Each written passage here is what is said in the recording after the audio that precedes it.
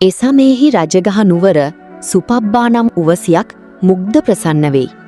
ඕ යම් ස්ත්‍රියක් මෙවුන්දම් දේද ඕ අගදන් දේයයි මෙසේ දෘෂ්ටි ඇත්තියක් වෙයි. ඕ මහනකු දැක වහන්ස එනු මැනව මෙවුන්දම් සේවනය කරන්නයි මෙය කිව්ව. නැගනියනී නුසුදුසුය මෙය අකැපයයි හේ කීය.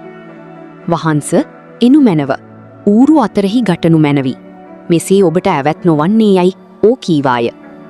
ඒ මහන තෙමේ එසේ කිලීය. ඔහුට කුකුස් විය. මහන පරිජි ඇවැත් නොවේ.